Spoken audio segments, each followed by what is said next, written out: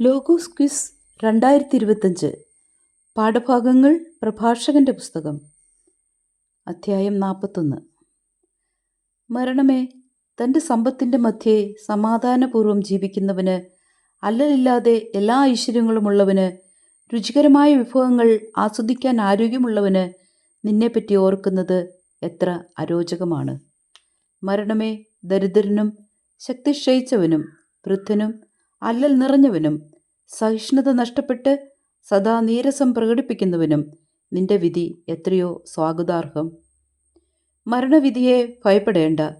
നിന്റെ മുൻകാല ജീവിതത്തെയും ജീവിതാന്തത്തെയും ഓർക്കുക. മധ്യവർഗത്തിലുള്ള കർത്താവിൻ്റെ തീർപ്പാണ് ഇത്.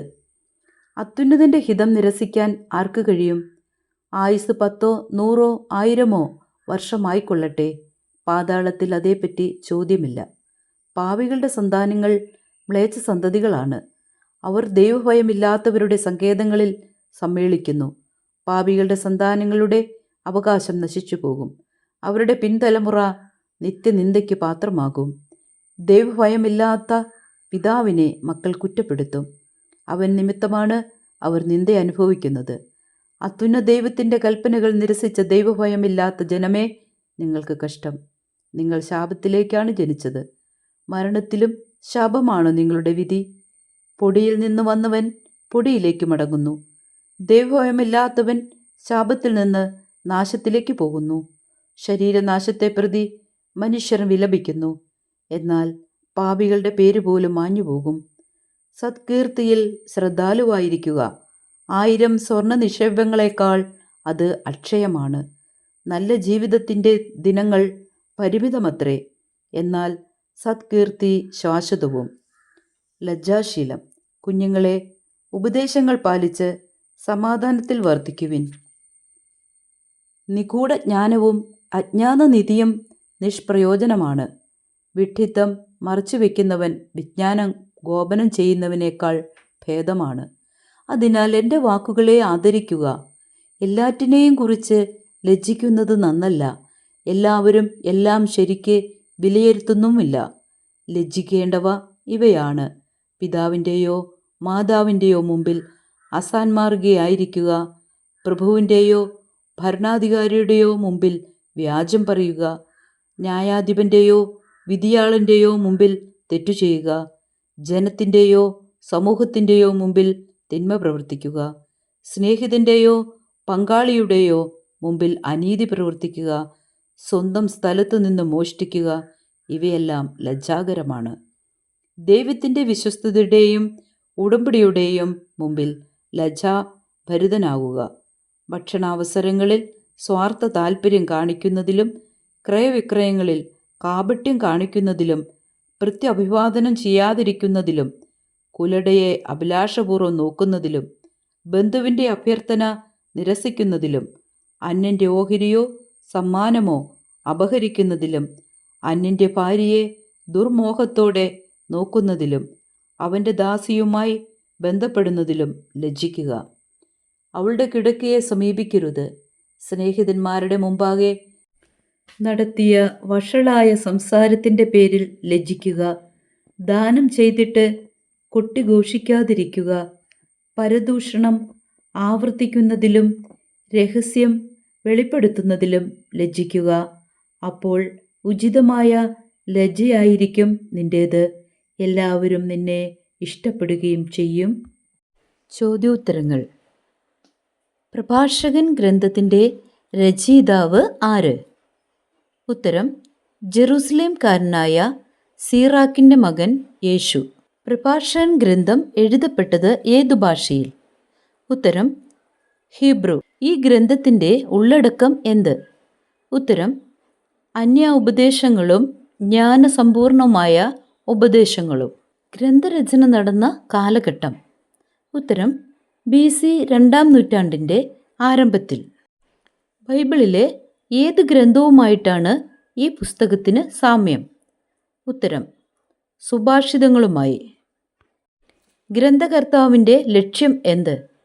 ഉത്തരം: അറിവ് സമ്പാദിക്കുന്നതിൽ താൽപ്പര്യമുള്ളവർ ഈ ഗ്രന്ഥം ശ്രദ്ധാപൂർവം പാരായണം ചെയ്ത് നിയമമനുസരിച്ച് ജീവിക്കുന്നതിൽ ഉത്തരോത്തരം അഭിവൃദ്ധി പ്രാപിക്കണം എന്നതാണ്. ഹീബ്രു ഭാഷയിൽ എഴുതപ്പെട്ട ഈ ഗ്രന്ഥത്തിൻ്റെ ഗ്രീക്ക് വിവർത്തനം ഏതു പേരിലാണ് അറിയപ്പെടുന്നത്? ഉത്തരം സിറാക്കിൻ്റെ പുത്രൻ യേശുവിൻ്റെ വിജ്ഞാനം എന്ന പേരിൽ. 41-ാം അധ്യായത്തിൽ എത്ര വാക്യങ്ങളുണ്ട്? ഉത്തരം 23. പ്രഭാഷകൻ 41-ാം അധ്യായത്തിൻ്റെ ആദ്യ ശീർഷകം എന്ത്? ഉത്തരം മരണം. സമ്പത്തിൻ്റെ മധ്യേ എങ്ങനെ ജീവിക്കുന്നവന് മരണം അരോചകമാണ്? ഉത്തരം സമാധാനപൂർവം. അല്ലലില്ലാതെ എന്തെല്ലാമുള്ളവന് മരണം അരോചകമാകുന്നത്? ഉത്തരം എല്ലാം ഐശ്വര്യം ഉള്ളവന്. എന്ത് ആസ്വദിക്കാൻ ആരോഗ്യമുള്ളവനാണ് മരണത്തെപ്പറ്റി ഓർക്കുന്നത് അരോചകമാകുന്നത്? ഉത്തരം രുചികരമായ വിഭവങ്ങൾ ആസ്വദിക്കാൻ. മരണത്തിൻ്റെ വിധി സ്വാഗതാർഹമായി തോന്നുന്നത് ആർക്കൊക്കെ? ഉത്തരം ദരിദ്രൻ, ശക്തി ക്ഷയിച്ചവൻ, വൃദ്ധൻ, അല്ലൽ നിറഞ്ഞവൻ, സഹിഷ്ണുത നഷ്ടപ്പെട്ടു സദാ നീരസം പ്രകടിപ്പിക്കുന്നവൻ. അല്ലൽ നിറഞ്ഞവന് സ്വാഗതാർഹമാകുന്നത് എന്ത്? ഉത്തരം മരണത്തിൻ്റെ വിധി. സദാ നീരസം പ്രകടിപ്പിക്കുന്നത് ആര്? ഉത്തരം സഹിഷ്ണുത നഷ്ടപ്പെട്ടവൻ. മരണവിധിയെ ഭയപ്പെടേണ്ട, ഓർക്കേണ്ടത് എന്തെല്ലാം? ഉത്തരം മുൻകാല ജീവിതത്തെയും ജീവിതാന്ത്യത്തെയും ഓർക്കുക. ആർക്കുള്ള കർത്താവിൻ്റെ തീർപ്പാണ് മരണം? ഉത്തരം മർത്യവർഗത്തിന്. ഡാഷിൻ്റെ ഹിതം നിരസിക്കാൻ ആർക്ക് കഴിയും? ഉത്തരം അത്യുന്നതൻ്റെ. ആയുസ് 10, 100, 1000 വർഷം ആയിക്കൊള്ളട്ടെ, അതേപ്പറ്റി ചോദ്യമില്ല. എവിടെ? ഉത്തരം പാതാളത്തിൽ. ആരുടെ സന്താനങ്ങളാണ് മ്ലേച്ഛ സന്തതികൾ?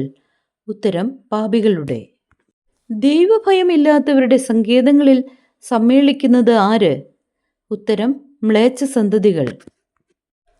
ആരുടെ അവകാശം നശിച്ചു പോകും? ഉത്തരം പാപികളുടെ സന്താനങ്ങളുടെ. നിത്യനിന്ദയ്ക്ക് പാത്രമാകുന്നത് ആര്? ഉത്തരം പാപികളുടെ പിൻതലമുറ. മക്കൾ നിന്ദ അനുഭവിക്കുന്നത് ആരു നിമിത്തം? ഉത്തരം ദൈവഭയമില്ലാത്ത പിതാവ് നിമിത്തം. ദൈവഭയമില്ലാത്ത ജനം നിരസിച്ചതെന്ത്? ഉത്തരം അത്യുന്നത ദൈവത്തിൻ്റെ കൽപ്പനകൾ. നിങ്ങൾ ശാപത്തിലാണ് ജനിച്ചത്, മരണത്തിലും ശാപമാണ് നിങ്ങളുടെ വിധി. ആരാണ് നിങ്ങൾ? ഉത്തരം ദൈവഭയമില്ലാത്ത ജനം. 41:10 പ്രകാരം എവിടെ നിന്ന് വന്നവൻ പൊടിയിലേക്ക് മടങ്ങുന്നു? ഉത്തരം പൊടിയിൽ നിന്നും വന്നവൻ. ശാപത്തിൽ നിന്ന് നാശത്തിലേക്ക് പോകുന്നത് ആര്? ഉത്തരം ദൈവഭയമില്ലാത്തവൻ. എന്തിനെ പ്രതി മനുഷ്യൻ വിലപിക്കുന്നു? ഉത്തരം ശരീരനാശത്തെ പ്രതി. സത്കീർത്തിയിൽ എന്തായിരിക്കുക എന്നാണ് പ്രഭാഷകൻ 41:12 പറയുന്നത്? ഉത്തരം ശ്രദ്ധാലുവായിരിക്കുക. 1000 സ്വർണ്ണ നിക്ഷേപങ്ങളേക്കാൾ അക്ഷയമായത് എന്ത്? ഉത്തരം സത്കീർത്തി.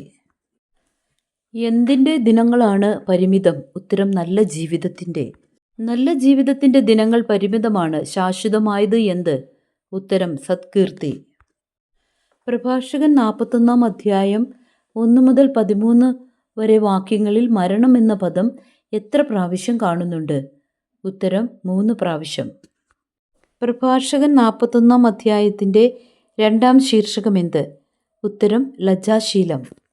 എന്ത് സംബോധനയോടെയാണ് ഉപദേശങ്ങൾ പാലിക്കാൻ പറയുന്നത്? ഉത്തരം കുഞ്ഞുങ്ങളെ എന്ന്. എന്ത് പാലിച്ച് സമാധാനത്തിൽ വർത്തിക്കുവിൻ എന്നാണ് പ്രഭാഷകൻ പറയുന്നത്? ഉത്തരം ഉപദേശങ്ങൾ പാലിച്ച്. നിഷ്പ്രയോജനമായവ എന്തെല്ലാം? ഉത്തരം നിഗൂഢ ജ്ഞാനവും അജ്ഞാത നിധിയും. വിജ്ഞാനം ഗോപനം ചെയ്യുന്നവനേക്കാൾ ഭേദമാര്? ഉത്തരം വിഡ്ഢിത്തം മറച്ചു വയ്ക്കുന്നവൻ. എന്തിനെക്കുറിച്ച് ലജ്ജിക്കുന്നത് നല്ലതല്ല എന്ന് പറയുന്നത്? ഉത്തരം എല്ലാറ്റിനെയും കുറിച്ച്. എല്ലാവരും എന്തു ചെയ്യുന്നില്ല എന്നാണ് 41:16 പറയുന്നത്? ഉത്തരം എല്ലാം ശരിക്ക് വിലയിരുത്തുന്നില്ല. ആരുടെ മുമ്പിൽ വ്യാജം പറയുമ്പോൾ ലജ്ജിതനാകും? ഉത്തരം പ്രഭുവിൻ്റെയോ ഭരണാധികാരിയുടെയോ മുമ്പിൽ. ആരുടെ മുമ്പിൽ തെറ്റ് ചെയ്യുമ്പോഴാണ് ലജ്ജിക്കേണ്ടത്? ഉത്തരം ന്യായാധിപൻ്റെയോ വിധിയാളൻ്റെയോ മുമ്പിൽ. ആരുടെ മുമ്പിൽ തിന്മ പ്രവർത്തിക്കാനാണ് ലജ്ജിക്കേണ്ടത്? ജനത്തിൻ്റെയോ സമൂഹത്തിൻ്റെയോ? സ്നേഹിതൻ്റെയോ പങ്കാളിയുടെയോ മുമ്പിൽ എന്തു ചെയ്യുമ്പോഴാണ് ലജ്ജിക്കേണ്ടത്?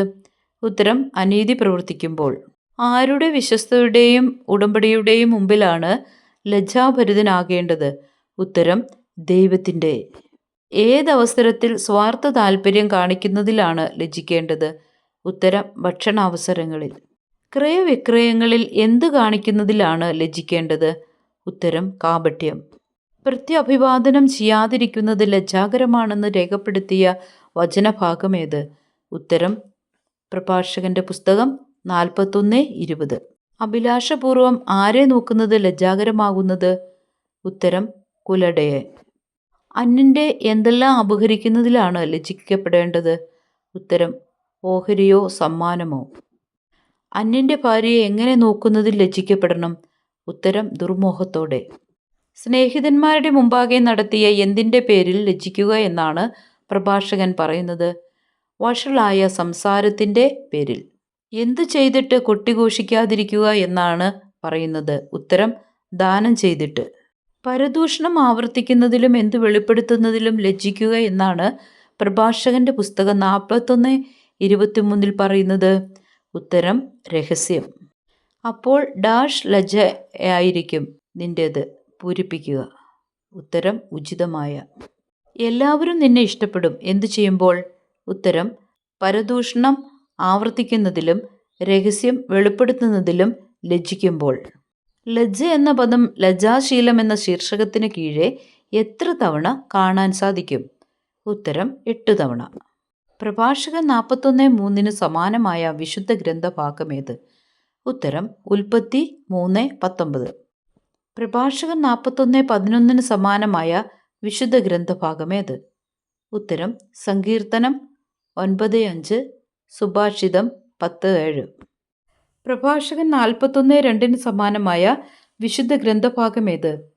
ഉത്തരം: സുഭാഷിതം 22:1, സഭാപ്രസംഗകൻ 7:1.